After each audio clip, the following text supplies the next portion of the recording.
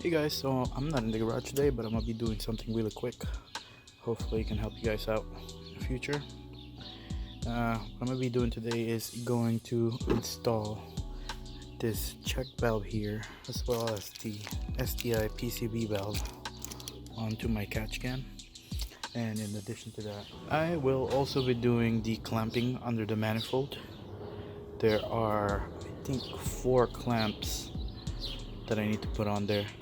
Now there is different ways to do this. A lot of people usually take off the manifold, but from what I read, you can get away with just taking off the throttle body right over here, and that should be it, I think, because you can take off the bolts that's holding the solenoid from back there and slide it off the front and clamp those lines. That's what I'm going to be attempting, just because it's a weekday and I want to get this done fast.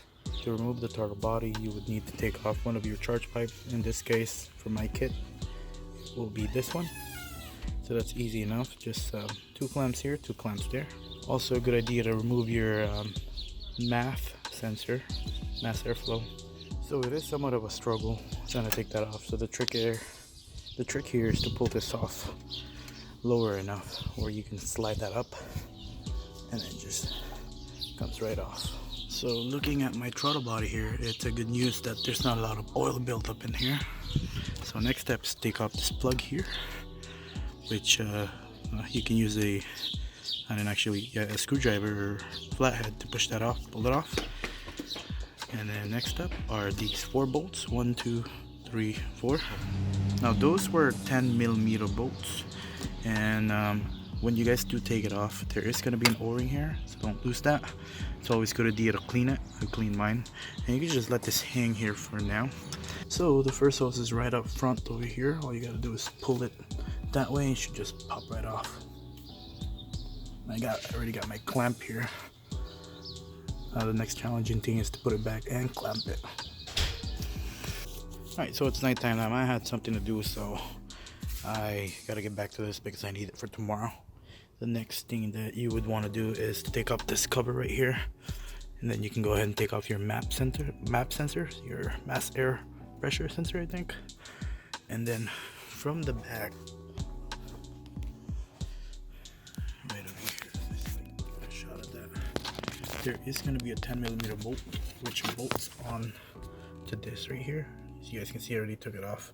Once you take off that bolt, you can go ahead and take off this from the front. So originally that would be inwards in there, but as you take out that bolt, you should be able to pull it out in the front, and that would reveal this 2 hoses here on the bottom, which you guys can see doesn't take a lot of force to take off. I can actually just do it in one hand, like so. Now the correct orientation for this is the one that goes underneath the manifold. I had in the wrong one, but it would go here, and the other one that's over here, that connects to right, if you follow through, it'll connect to right here, goes on the front side. Alright, so putting those worm clamps on there was a little tricky. Got my extension here with a 6mm socket. So for the bottom one, I found the best way to kind of put it is, you guys can see that there would be that way. Can't get it to focus, and then you go ahead and put this thing there and tighten it that way. Now for these 2 here, it's pretty simple, just tighten them as usual. One thing to note is most of these are plastic, so don't over tighten them because you might risk cracking them.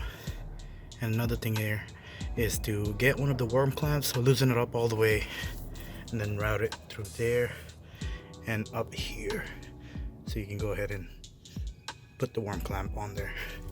Now, as far as putting it back on there, it does take a little bit of guesswork. Again, it wasn't too bad. Just slide it in there, and then on the hole on the back, you will be able to feel it. Now, as far as putting everything back, same thing, backwards. Don't forget your o-ring. Now, it doesn't seem to be oriented anyway, except that might be the other side where the curve is. Looks like that top is bigger, so go ahead with that. put everything back together, and as far as clamping things, should be good to go. Alright, so got everything put back together. Don't forget your map sensor and your MAF sensor, and if your cover if you want to, and also of course your throttle body cabling thing here. I don't know what that's called. Throttle body sensor. As you guys can see, it's already the next day. I'm trying to take off the PCV valve first. First thing I did was to take off this thing here. Oh man, I'm leaking oil. Oops. Gotta clean that up. Take this off, take out the zip tie, and then go ahead and take off that PCB valve. So little contraption here, I have a wobble socket. It is a 19mm, so have that 19mm deep socket along with the wobble. Alright, so once you guys have that out, as you guys can see here, the difference, one being the newer one and one being the older one here. One thing I found out is that it doesn't fit directly on the radium catch can hoses. The hoses are a little bit bigger, so I am going to be reusing the PCB valve hose that came with the car, which is I believe a 1/8. Yeah, and it does fit loose. So the most challenging part of this install is probably tightening a worm clamp under that tight space area. Next thing is that, as you guys can see here, there is sealant on there, so tread sealant. So I do have a liquid kind that I'm going to be putting on here. I'll show you guys that in just a minute. So what we're going to do is put that sealant here, put it in the car, tighten it, and we should be good to go. So I will be using high performance tread sealant, Permatex. I got this on Amazon, so make sure you just put that on there just a tad bit, and then I'll go ahead and put that in the car. So there wasn't really a specified torque for that PCB valve, but I read that in the Outback's WRXs they torque them down to 14 foot-pounds, which is what I'm gonna do here. Alright, so after hours of struggling, finally got it on. This is probably by far the hardest one of this part of the install, but the thing you do is, for one thing, it's alright, it spins. This one does. So all I did was orientate that screw that's facing that way. You can go ahead and slide the screw out here and tighten it.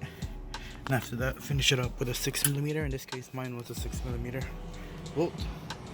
Since it doesn't move that much anymore, you should be able to tighten it. But if not, tighten it all the way with the screwdriver. You should be good to go. Alright, so as for the check valve, I have the one here from Amazon. I think it was like $5. So you want to route this with the arrow pointing into the intake manifold, so like so. And in this case, I just want it to be more aesthetically pleasing, so I'm gonna go ahead and put it where this thing here lines up to that, and yeah, that should be the end of this install. I'm gonna go ahead and cut it with the regular scissors. Try that. I don't have any hose cutter, but if you do, that'd be nice to have. So use whatever you have in your disposal, and yeah, go from there. Alright, so I'm gonna go ahead and start her up just to make sure I have a working car for tomorrow. I do have work, so I'd rather have a problem now than tomorrow morning. Here we go.